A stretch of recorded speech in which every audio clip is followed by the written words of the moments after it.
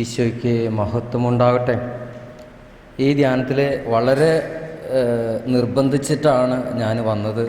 കാരണം Thomas Paul സാറിൻ്റെ ധ്യാനം എനിക്ക് ഉൾക്കൊള്ളുവാനായിട്ട് സാധിക്കുമോ എനിക്ക് അറിഞ്ഞുകൂടാ.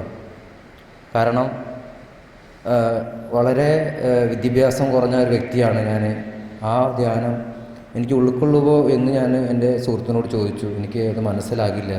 കാരണം ഞാൻ പലപ്പോഴും ടി വിയിലൂടെയൊക്കെ കേൾക്കുമ്പോഴും എനിക്കൊന്നും മനസ്സിലാകാറില്ല. ഈശോ ഈ ദിവസങ്ങളിലൊക്കെ, ഈ മണിക്കൂറുകളിൽ, ഇന്നലെ മുതൽ വളരെ കഷ്ടപ്പെട്ട്, തൃശ്ശൂരിൽ നിന്നാണ് ഞാൻ വരുന്നത്, ട്രെയിനിലൊക്കെ കയറി വളരെ കഷ്ടപ്പെട്ടാണ് വന്നത്. അപ്പോൾ ഈശോ ഇവിടെ വന്ന നിമിഷം മുതൽ എനിക്കൊരു പുതിയ ഒരു ചിന്തകൾ, ആത്മാവിൻ്റെ ഒരു വർഷം എനിക്കുണ്ടായി. ഈ കൊന്തയിലൂടെ ഇന്നലെ വൈകുന്നേരത്തെ പ്രാർത്ഥനയിലൂടെയും ഈ കാലത്തെ കൊന്തയിലൂടെയൊക്കെ ഈശോയ്ക്ക്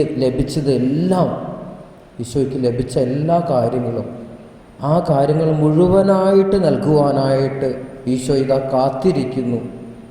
ഒരു അഭിഷേകമാണ് ഇന്നത്തെ പുതിയൊരു അഭിഷേകം. ഇന്ന് പ്രഭാതത്തിൽ ഒരു പുതിയ അഭിഷേകം എനിക്ക് ലഭിച്ചു. ഈശോയ്ക്ക് ഉള്ളതെല്ലാം എനിക്ക് നൽകുന്ന വലിയ സ്നേഹം.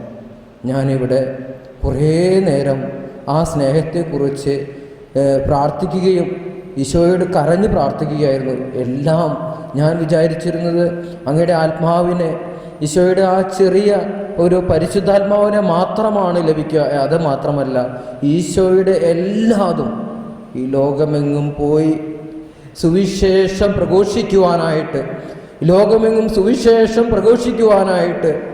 ഈ ലോകമെങ്ങും പോയി അന്ധരായ മനുഷ്യരുടെ പാപങ്ങൾ ചെയ്തു കഴിയുന്ന എല്ലാ മനുഷ്യർക്കും സുവിശേഷം, നല്ല വാർത്ത അറിയിക്കുവാനായിട്ട്, കൊള്ളയും കൊലപാതകവും പിടിച്ചുപറിയും വിഭചാരവും കൊണ്ട് പൊറുതിമുട്ടിയിരിക്കുന്ന ഈ നമ്മുടെ യേശുവിൻ്റെ വചന പ്രഘോഷത്തിലൂടെ മാത്രമാണ് ഈ ലോകം രക്ഷിക്കപ്പെടുക എന്ന് നമ്മുടെ വചന പ്രഘോഷണത്തിലൂടെ എല്ലാവർക്കും ലഭിക്കുന്ന പരിശുദ്ധാത്മാവ് നിറയുമ്പോൾ അവർ പാപത്തെക്കുറിച്ച് ബോധ്യമുണ്ടാകും. അവർ പാപത്തിൽ നിന്ന് വിട്ടുനിൽക്കുകയും ചെയ്യും. ആ ആത്മാവിനെയാണ് ഈ നിമിഷങ്ങളിൽ ഈശോയുടെ വലിയ സ്നേഹത്തിൽ ആഴപ്പെട്ടുകൊണ്ട് എനിക്ക് ലഭിച്ചത്. Praise the Lord. കൈയടിച്ച് കർത്താവിന് നന്ദി പറയുന്നു.